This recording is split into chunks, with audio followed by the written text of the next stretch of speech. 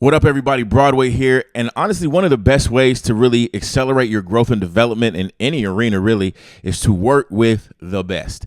And in a lot of cases, people who are famous are that way because they're some of the best at what it is they do. On my podcast, I had the chance to talk with several artists who had the opportunity to work with big name musicians and big name executives in the music industry as well. So I talked to them about their experience. They talked about what it was like to work with those people. They talked about how it is they got to the place where they were able to work with those types of people. And they talked about what they learned from working with musicians and executives of that caliber. So check it out. There's some gems in there, so I hope you enjoy it. Let's start with Dave Matthews. Like, how did that come about, or what have you done for Dave Matthews first of all, and then how did that come about? Well, so I got hired at Warner Brothers to engineer and assistant engineer and session drum and blah blah blah, run around for this guy named Rob Cavallo. He's like a world-renowned producer, and his engineer's name was Doug McKean. So I met Dave by working for Rob. Okay. Because Rob was producing his album. And so my job there was to fly around with Rob and Doug and be their assistant engineer or their engineer when Doug got tired, basically. Okay. And we flew up to Seattle for like a year and a half and worked on a Dave Matthews album. Dave put me up in like this really nice apartment the whole time. Like, that whole crew is rad, man. Like, they're just so welcoming. Like, everyone in the band wants you to feel like you're as famous as they are. You know, it was like a great experience. Nice. Yeah. That's awesome, man. And so you worked on, some of the records, and you said, so it was a really good, like, overall experience. Yeah, it was awesome. Like, you're getting experience, which is awesome. Uh-huh. But at the same time, like, you're kind of soaking in all the stuff you didn't learn in school. So when you're in school, they'll teach you like how far a mic's supposed to be away from a snare drum to make it sound a certain way, right? But they're not going to be like, here's how to make a really good cup of coffee, and that's how to get you in the room. And so it's like those little things that, like, I know Dave wants his coffee like this, so I go get his coffee like that. Dave's like, oh, thank you, Tom. I didn't even ask you for this, So it's those little things that you learn on top of all the other engineering stuff you learn, What would you say you learned, or what was your like biggest takeaway from that time working with him? Probably how to be a professional. I feel like I was learning that the whole time I was with Rob and Doug, but on that project specifically, I saw how Doug specifically, the engineer, like his relationship with Dave was unlike any relationship I've seen an engineer and an artist have before, where it felt like they were really good friends, and I could see Doug getting the best out of Dave because of it, because Dave was like comfortable. So that's something that I try to take nowadays and be like, when you're working with an artist, like, it's supposed to be fun, right? You're supposed to laugh, like, it's a job, but music, at the end of the day, we're all doing it because we want to have fun with it. And so that's the thing that I probably took the most from those sessions, is like, it's going to be fun, make it fun. My main gig that I've had for the last 7 years was working with Lukas Nelson in Promise of the Rio, which is Lukas Nelson's, Willie Nelson's son, and he's incredibly talented. And that was just a great gig, and got to do lots of amazing stuff, playing stadiums to clubs to everything in between, and got to meet all kinds of incredible people and legends, people that I regard very highly because of that community. And then Willie also had the Outlaw Music Festival, which is a touring festival every year, and that would be packed with talent like Nathaniel Rateliff. We did a lot of stuff with him, and Sturgill Simpson, a lot of the country Americana, like the outlaw country stuff, which is what I love. So yeah, just because of that, I got to be around a lot of different people, and we did a couple shows where I got to, we had a whole event a couple times in Maui, for instance, to raise money for the fires or different things like that, and where I got to work and mix Willie Nelson, which is pretty awesome. And so yeah, it's kind of like who you're around, and luckily Lukas was just a special artist, and he was coming off of touring with Neil Young, and they just filmed Stars Born, which him and the whole band were in that movie. They were the band in that movie. And he was getting ready to go into this album cycle, which ended up being a really big album cycle for him. and I got the gig tour managing and doing front of house and production management for Lukas, and that was my gig up until last March. Wow, that's crazy. What all goes into that? So you said tour managing, production. Like what is all of that? Yeah, so the thing that happens is, especially nowadays with like budgets or, you know, I mean, after the pandemic, everybody had to downsize a little bit. So it became an advantage for me, and it's an advantage for anybody, although it can be a little brutal to wear multiple hats. It was me and a guitar tech doing everything, and we were like, we opened for Lenny Kravitz and Alicia Keys, I remember, at AT&T Park in San Francisco, like a stadium show. And you're just like, we're doing this with me as the only the only production crew member and like a guitar tech. And I'm like running back and forth between the stage and front of house. I mean, it was crazy. So you work with artists like John Mayer, for example. Like, how was that? That was fun. He was an interesting guy. Yeah. So shout out to Illmind. A lot of my big credits are, so Illmind is somebody, he's a big producer who, he put out a tweet maybe like 2018. I can't remember. I'd have to go back and look at the email, but he just put out a tweet that was like, I'm looking for a young, hungry upcoming audio engineer to do like 4 12-hour unpaid sessions in North Hollywood. I was already working at Atlantic, so I was already commuting from San Diego. And so I was also a janitor part-time because they were not paying me very well at the time. Like when I first started, payroll, that was a different situation. But so I had to, you know, supplement my income. So I was like, okay, well, let me see, let me just send this email and see if it works. And then he like emailed me and was like, hey Shan, would love to have you, here's my phone number. And so through him, that was the start of what is still an ongoing working relationship. And because of being, you know, his kind of main LA engineer, I've been able to just work with whoever he's working with. So that's how I got to work with John Mayer. He was coming to work with Illmind. I was engineering. John was really nice, like extremely one of the most like talented people. Just watching him play, and I'm not like the big. I know like the name of like 2 or 3 John Mayer songs. Like I like, you know, I know who he is. Obviously, right. I'm like, oh, he's an amazing guitarist, but I'm not like the hugest fan. So I am now because of watching it in real life. Yeah, but I feel like with that level of genius definitely comes like a sense of like individualism and very unique personality that he had.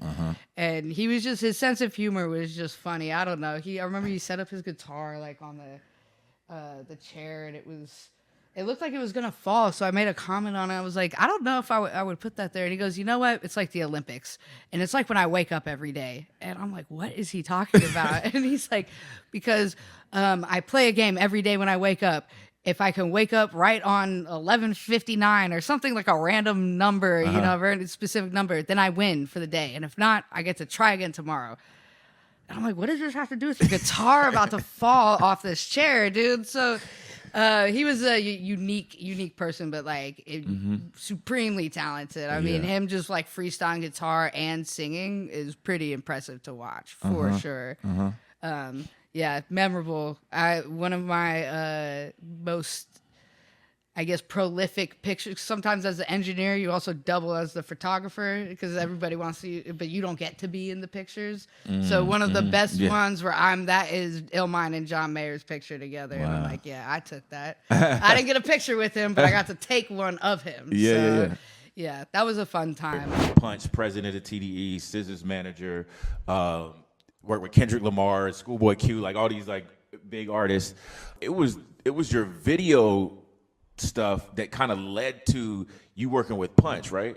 Absolutely. So I was getting we had a pandemic and I wasn't really working. I was kind of at the crib all day, and I started just getting video gigs through Twitter. Like I said, a lot of my videos have special effects and stuff in it, or visual effects. And so that makes the reel just look really unique. You take like the best couple clips or best couple effects from all my videos and kind of combine it into a reel. People see it like, wow, this guy's incredible. And so I was getting gigs. I got hired to do a couple things from some other people. One thing through Amazon. And I shot a commercial. So one day I was following Punch because Sis is like my favorite artist. and he had mentioned something about shooting a movie. And so I just sent my reel to his Twitter in the replies and said, hey, let me edit the video, or let me edit the movie. And he DM'd me like, this is dope. And I was like, cool, you got any more stuff? And I sent him my music videos, like 3 of them. And he was like, yo, come to my office. And I was like, cool. And he was like, your music's really dope too. I was like, got your ass. But I was excited. I went up there and I started, that was 3 years ago, and I've been working with him ever since. I do music with him. I write, produce, sing, rap, and then I also do a lot of their video content. I've done some cool video content with SZA before. It's kind of everything. So, but the group that Punch works with every day is called A Room Full of Mirrors. It's like 8 to 10 musicians on any given day, mostly rappers, but kind of all producers, all visual artists, all graphic designers. Everybody's super creative, and I'm part of that crew. And so we just go in there and rock out every day and make really cool shit. And so far this year, we put out a song every Monday, either as a group or individually, somebody from the group, for the past 6 months, and planning on going all year. So yeah, that's what's going on with A Room Full of Mirrors and me. And Talk about some of the big names that people would know that you work with. So I've worked with I say Nicole Scherzinger a couple of times, Brandy a couple of times, Todrick Hall. Trying to think of a few others. Ciara. Dope. How did those things come about? Like, These specific artists was mainly through Todrick. We've been working with Todrick for over a decade now. I'd say most of his catalog is between me, another producer named Jeeb, and another producer, Carl. And we've been at it for a while. And Todrick knows a lot of these artists, and like they were willing and generous enough to give their time and help with some of our projects, and featured on a few of them. So it was really dope. yeah, that is dope. How did the relationship with Todrick start, or how did that like come about? So we actually we met him through another artist named Vonzell Solomon. Okay. She was really big on the American Idol. She was one of the first few seasons, and like we actually met her at church. Oh wow. Yeah. Actually, a frat brother of ours introduced me to her. Vonzell, she's an incredible singer, like still one of the best singers I've ever worked with. Okay. And one day we were just, I think we were working, we had a session with her, and then I just asked her if she had seen this flash mob, and it was Todrick's flash mob with him at Target, and she was like, have I seen it? I'm in it. And I was like, huh? And so, like, I looked at the video closer, and she's, like, literally right there, almost, like, right beside him. I was like, damn, I don't know how I missed that. And so, like, yeah, she told us, like, yeah, I know him, that's my homie, this and that, blah, blah, blah. And then not years later, but, like, months later, I think he was in a pinch, and he just needed to record something real quick. And I think he had heard her EP, so he heard the songs that we did, and he always asked her who did it and all that stuff. And, he just called us up one day randomly out of the blue. I was like on a run. He was like, I need something recorded in like an hour. Can you do it? And I was like, yeah. You know what I mean? Yeah. Because he was doing all these flash mobs all over the place. I went down the rabbit hole on his YouTube channel, and I was like, hey, he's pretty talented, ambitious guy. So yeah, we did it basically. Long story short, and the video was up literally like 30 minutes after he finished recording. It was crazy. I'd never seen anybody work that fast. Wow. So like apparently he had recorded it, didn't like it, and wanted to re-record it. Just came, re-recorded it in like 15 minutes and bounced. And then that kind of got the ball rolling. That's crazy. So like he had it up like 30 minutes later. Yeah, it was like right away. If you know, anybody knows Todrick, it's like everything is right away. Like, and I think it's actually, since this is a good segue for the podcast, yeah, that's a great tactic when it's time to get people to do stuff. Like the sense of urgency, I'm not saying to like trick people, but I'm just saying like if you really want to get stuff done, a lot of times give yourself a really small window to get it done, and you'll be surprised what happens. Like you'll be surprised that you can actually get it done, and you'll be surprised how many people are willing to help you get it done. So you were on tour with Luis Miguel. Yes. For people who may not know, explain who that is. I mean, he's an absolute icon. We were all over the world. His fan base is everywhere. He's a huge superstar. And I'm so grateful and privileged to have the opportunity to be able to share the stage with someone like him. And how did that all come about? Yeah, I got a call in regards for an audition as a backup singer. And basically, I just went in and I never left. And then we were on the road for a little over 18 months straight. So wow. So the call for the audition, was it somebody you knew or somebody? Who was that? It was through my engineer. Okay. He had gotten a call from a friend and had asked if he knew of anyone who would be good for this gig. And he just gave my name. And I guess the person had asked, they were like, well, you know, do you have a couple of other people you want to recommend? And he was like, nope, just Lara. She'll get done what needs to be done. So, and I'm so honored to have him say that. I remember that the first batch of shows we did, I think it was 10,000 a night. There's also quite a few shows where it's 20,000, 50,000, 60,000. So I remember one evening we were about to go on stage and I didn't know how many people were in the crowd. Mm-hmm. And I just remember feeling the energy as soon as I stepped one heel out on that stage. And I was like, oh, there's a lot of people. First, I want to here. talk to you about touring with Tom Sandoval. Yeah. How has that been? Super fun. Yeah. Super fun. We have another tour coming up the end of September.